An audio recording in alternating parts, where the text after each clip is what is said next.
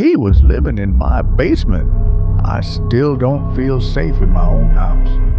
No matter how many locks I put on the doors, no matter how many cameras I install, I can't shake this feeling that someone's watching me. Because for weeks, someone actually was. It started with small things, stuff that anyone would probably ignore at first. Little details you just brush off. A cereal box not where I left it. A cabinet door slightly open. A missing protein bar. Stupid stuff. Things that could easily be explained. I told myself maybe I was just distracted. Maybe I was tired. But then it started getting weird. I live alone. I've lived alone for the last 3 years in a small 2-story house in Tacoma, Washington. It's not the nicest neighborhood, but it's quiet enough. Or it was. I remember one night waking up at around 2:30 a.m. because I thought I heard something. Like footsteps. Not outside, inside, downstairs. But when I sat up in bed and listened, nothing. Complete silence. I thought maybe I was dreaming. Or maybe it was the house settling.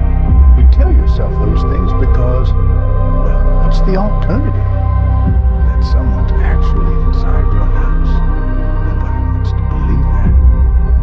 But the next morning, something was off. The basement door was cracked open. I never leave that door open. Never. It's always shut. Always locked. I stood there staring at it, trying to remember if maybe I left it open by mistake. Deep down, I knew I didn't. Still, I convinced myself it was nothing. Closed it, locked it, tried to move on with my day, but that wasn't the end. A few days later, I got home from work and found my front door unlocked, wide open. My heart dropped. I walked inside. Every muscle tense, expecting to find chaos, but nothing was missing. Nothing was broken. Everything was exactly where it should be, except the basement door. Open. Again. This time, I grabbed a knife from the kitchen, walked down the stairs slowly, step by step. The basement was dark, freezing. The only light came from this tiny bulb hanging in the center. I scanned the whole place. Storage boxes, furniture, water heater. Nothing. No one. Or at least, that's what I thought. The worst part is, I wanted it to be nothing. I wanted so badly for it to be my imagination. But deep down, I knew something was wrong. I could feel it. Like the air was heavier. Like the walls were watching me. That night, I couldn't sleep. Every tiny noise made me jump. I ended up sitting on my bed until sunrise, just waiting. The next day, I bought cameras, cheap motion sensor ones. Installed one in the living room, one in the kitchen, one pointing at the basement door, just in case. And it didn't take long. The third night, my phone buzzed. Motion detected. Basement door. I opened the app, half expecting it to be a glitch. But it wasn't.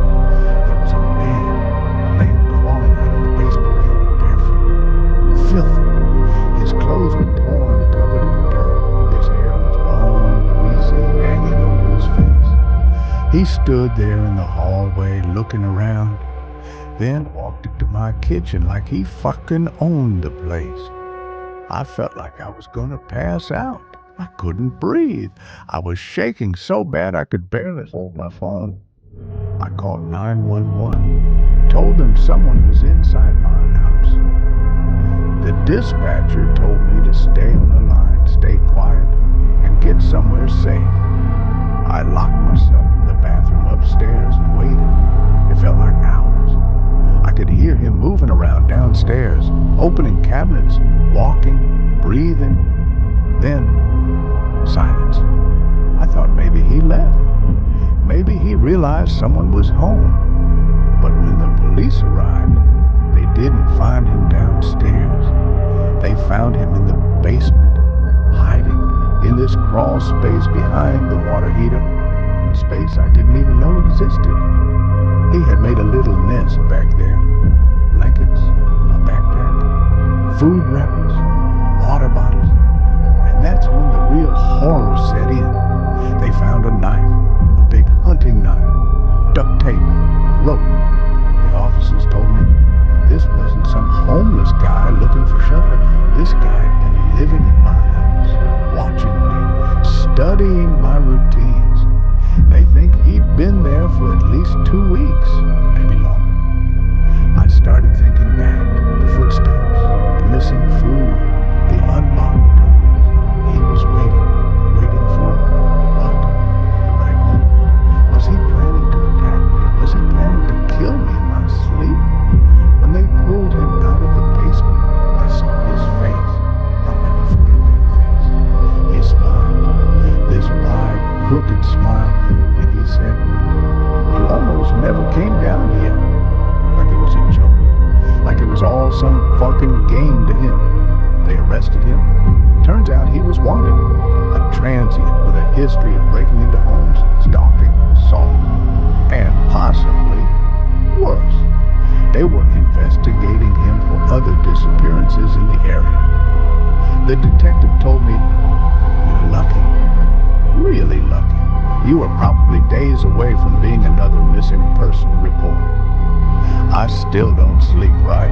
I moved, sold the house, couldn't even step inside it again. I check every closet now, every door, every window, every night, because now I know something most people don't. Sometimes the noises you hear at night, they are real.